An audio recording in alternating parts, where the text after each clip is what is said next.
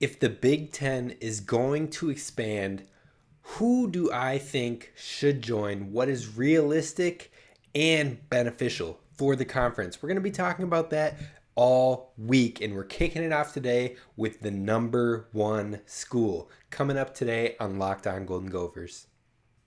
Locked On Golden Gophers, your daily podcast on the Minnesota Golden Gophers, part of the Locked On Podcast Network, your team every day.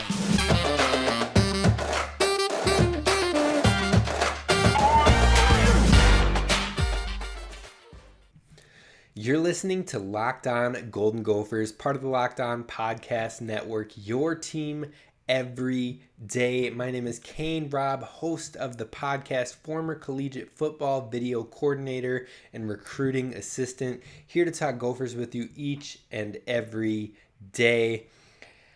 Please head on over to the YouTube channel, hit subscribe, and then let me know what players you want to hear from this off season. I'm reaching out. I'm trying to make those connections and bring them here on the pod for you, the listener. So keep listening each and every day, but be sure to drop down in the comments who you want to hear from. I've heard Justin Wally as a suggestion, and we are going to be reaching out to him here shortly. I'm looking forward to it all. So be sure to subscribe on YouTube. Be sure to check out the podcast wherever you get your podcast, whether it be Spotify, Apple Pods, iTunes. Make sure to look for Locked On Golden Gophers.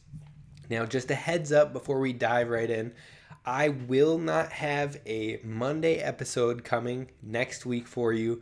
I'm getting married, and I'm going to have that day off coming out of the marriage, out of the reception and everything like that. So I hope you can bear with me and have a day off before we jump right back into it. But I just want to give you a heads up so you're not caught off guard. Now, today, like I said, we're going to be talking about what teams I believe should be joining if we're going to expand, if we're going to bring the Big Ten Conference, another two teams to the conference. What teams do I think are viable options? I would actually be happy with any of these 5 options. 5 top options. I'll introduce them all today, but then we're going to break it down in detail, and I'm only going to talk about one of those schools today. But before we get to that, we're talking Minnesota basketball non-conference games that are officially confirmed thus far.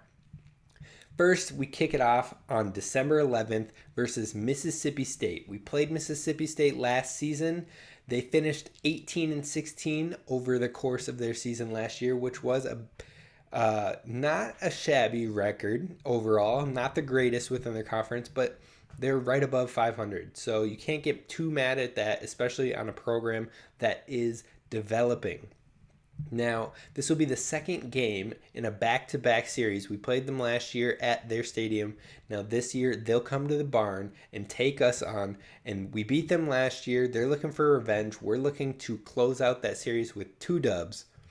And, I mean, overall, I think the thing is that they have key players returning, so they should still be a competitive threat, but they also have a new coach in Chris Jans, who coached at New Mexico State last year, got into the tournament last year. I believe he was in the play-in game.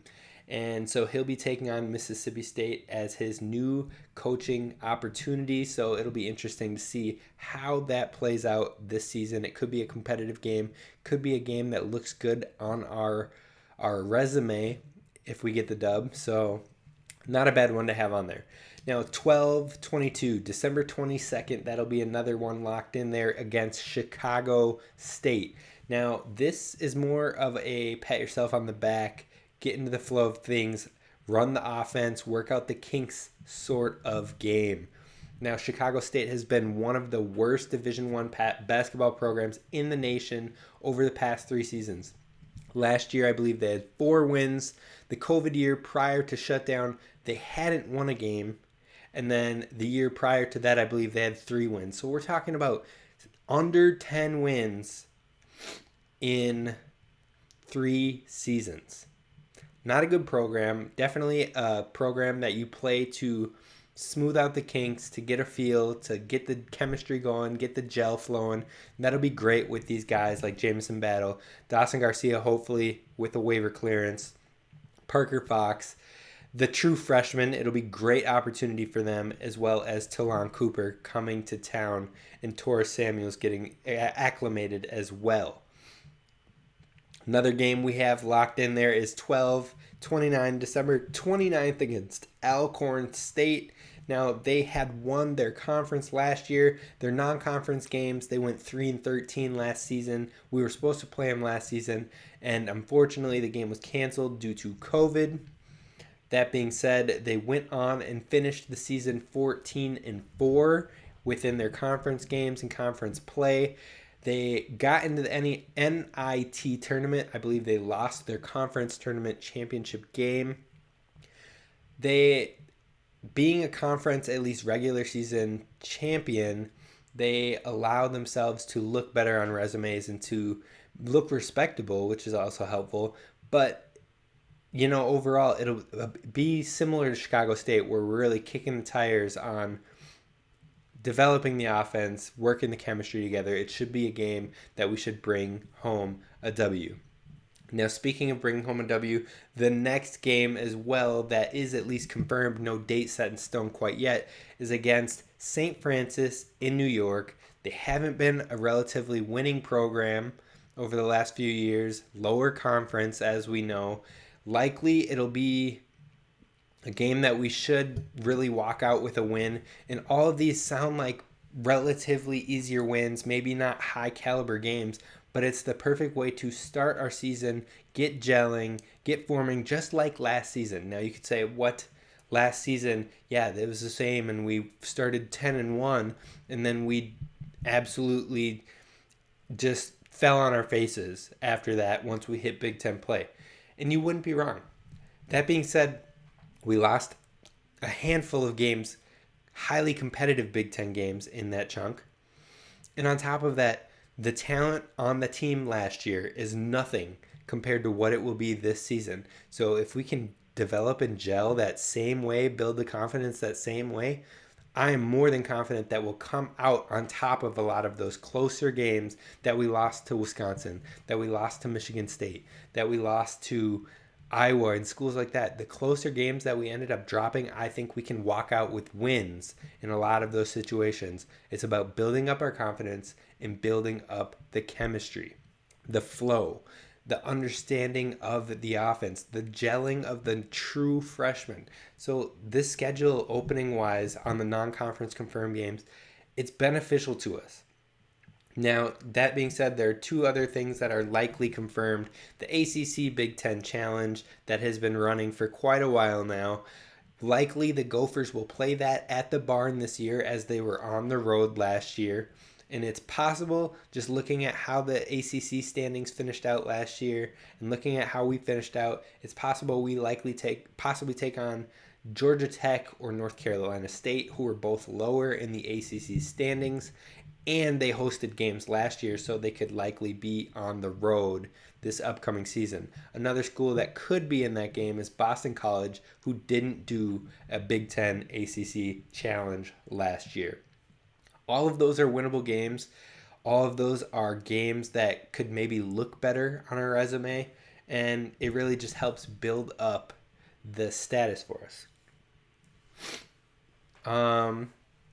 Then we got versus one Big East team as well. It's kind of more of another challenge type. Teams similar to us in stature include Butler and DePaul at this moment in time. Butler, I believe, having a new coach as well. So the name Butler and getting a win against Butler sounds nice. It sounds good, and it sounds promising. So again, right in that doghouse, that wheelhouse of developing the chemistry, and that's what this non-conference is all about. Now, if you ask me, I believe they'll add a couple more games to this non-conference schedule, of course, and I think a lot of them will be more easy wins to really build up the confidence. Maybe a couple games that are expected wins, but maybe a little more challenging. But I think that they'll maybe add at least one high-level opponent later in the non-conference schedule, maybe middle to later in the non-conference, to test the roster out heading into Big Ten play. How do we handle pressure? How do we handle being down at some points? How do we handle being off of our game, off of our shots, not being efficient? They're going to try to see how we can pick ourselves up when we're in troublesome situations. So you have to have at least a higher caliber. Now, when I say higher caliber, I'm not talking about your Dukes. I'm not talking about your Kentuckys. I'm not talking about your Kansases. But I'm talking about a team that is likely going to be in a major conference, as well as likely going to be a team that could threaten to be in the tournament. So that's something to look out for. That is the non-conference schedule confirmed thus far for the Gophers basketball team.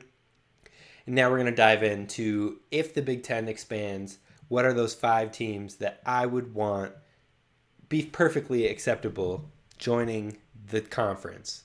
That's what we're going to dive into next. But first, let's talk about Bet Online. See, Bet Online is your go-to source for sports wagering information. Not only that, but they've recently released the regular season wins, over-unders for college football, and Minnesota's on there. Minnesota is officially on there. Their official over-under is 7.5 wins. That is what it's at. That's the line for us, folks. 7.5 wins. Now, if you told me it was 6.5, I'm absolutely smashing the over.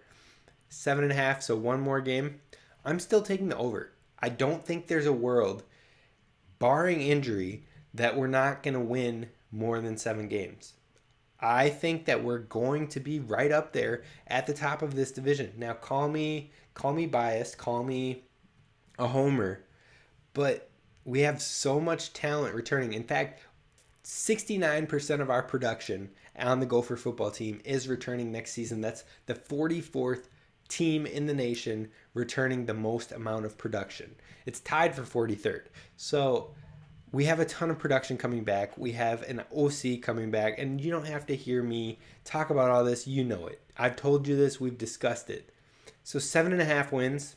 I'll take the over. I'm right there for it, folks. But you can check that out and check out the rest of our conference as well over at Bet Online. So head on over there today to see the latest trends and actions. Bet Online, where the game starts. Now, I want to thank you again for making Locked On Golden Gophers one of your first listens, your go-to when it comes to daily Gophers sports. We're going to dive right into this. If the Big Ten were adding 2 teams, what do I think is most likely, more realistic? Now, maybe not the most likely, but realistic options that I would be absolutely okay with, happy with, and why. So my favorites, personally, this is just me, and you can hate it, you can love it, whatever you want. Feel free to drop that down in the comments and let me know your thoughts about these. But we're going to be diving into the details for the next 3 days on all of these teams. Now, here's my favorites in order. My number 1 is Notre Dame. Now, obviously, they bring football, they bring success in men's basketball, women's basketball, solid hockey program. My number 2 is Kansas. Again, basketball galore. Absolutely, basketball alone would be a major contribution to our conference and the cash influx that it would bring. Number 3 is Iowa State. Both their football and basketball programs, I believe, will bring value, especially holding on to Coach Matt Campbell. Now, number 4 for me is Oklahoma State. Great value in football, have had spurts in basketball, have had some top-tier talent guys come out in basketball, and I think that they're up. I mean, football-wise, they're contenders all day. Gundy is killing it out there with them. They're high-tiered caliber teams. They're not up there with your Ohio States, your Clemsons, but they're right below that. They're right there, and they're absolutely competitive.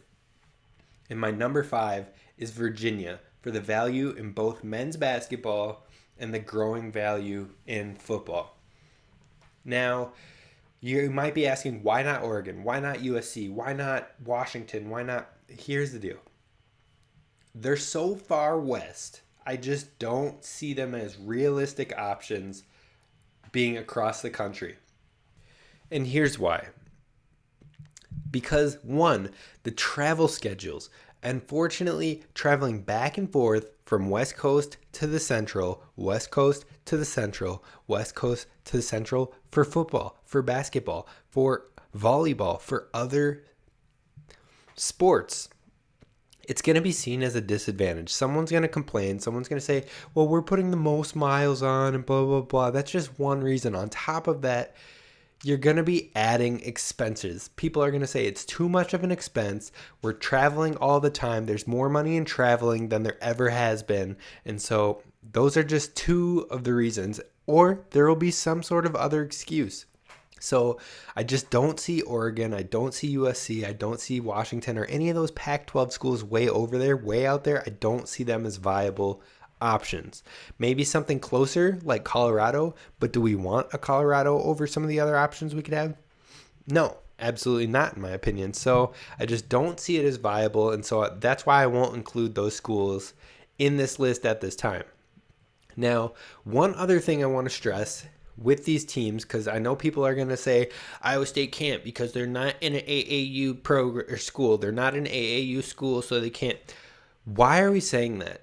Do we officially have that news? Do we officially have that stamped somewhere in writing that no AAU program can, or no team that is no longer an AAU school can not be in the Big Ten Conference? Because people are continuing to spread that and it's catching on like wildfire. People are continuing to talk about it.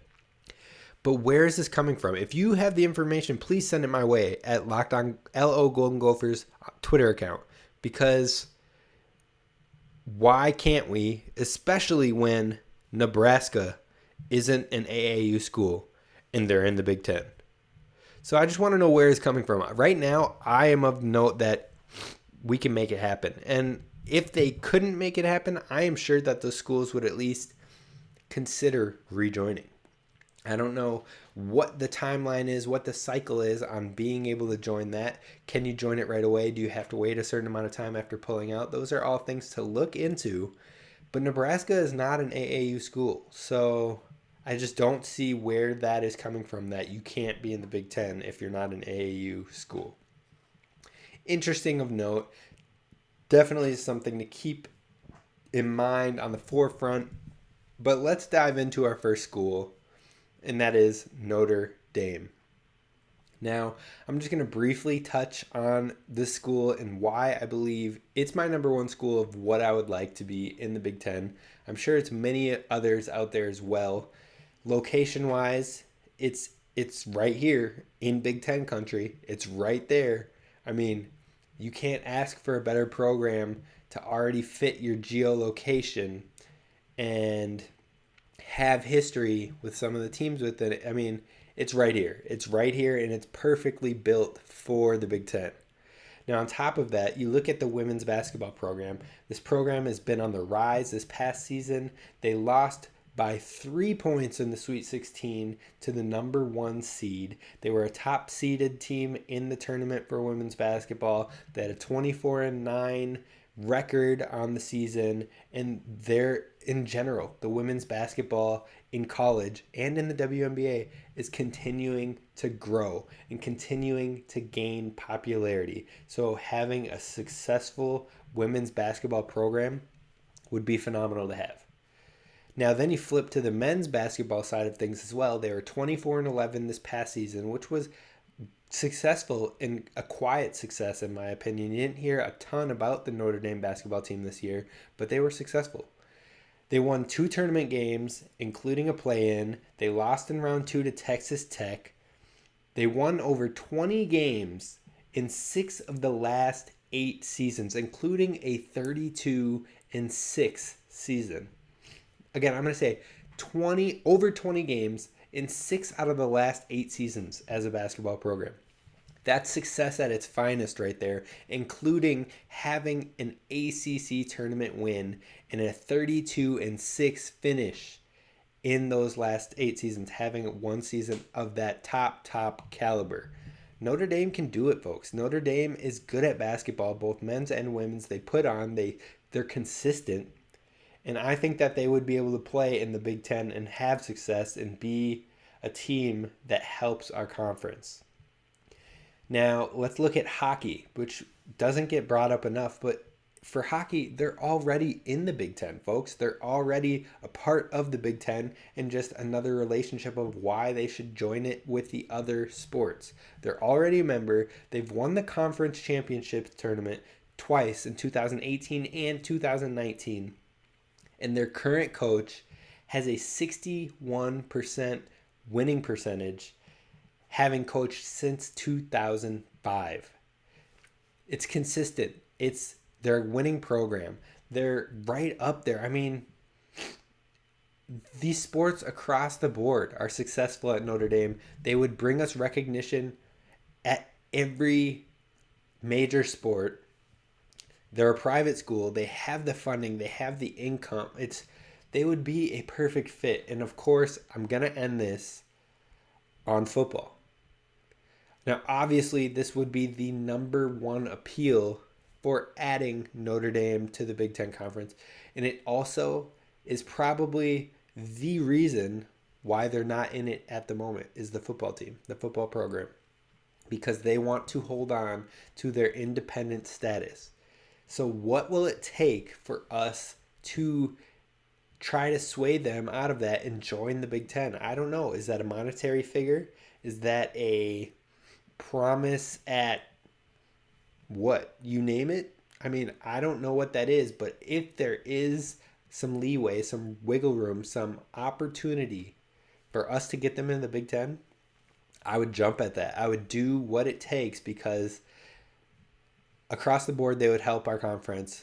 But then you look at football, and they're a top-tier program that is consistently up there with your Bamas, with your Georgias, with your Ohio States, with your Clemsons. Notre Dame football. Not just a historic team like Indiana, where you have the history, but you haven't had success in years. Notre Dame. You know what? Sorry for dissing you, Indiana. I should have said Nebraska. Nebraska, who has all this historic franchise and all the success from years way back when none of us were alive, or we were wee babies, some of us. I exaggerate a little, but still not very relevant in the recent times. You look at Notre Dame, very relevant way back, just was in a college football playoff within the past 2 seasons.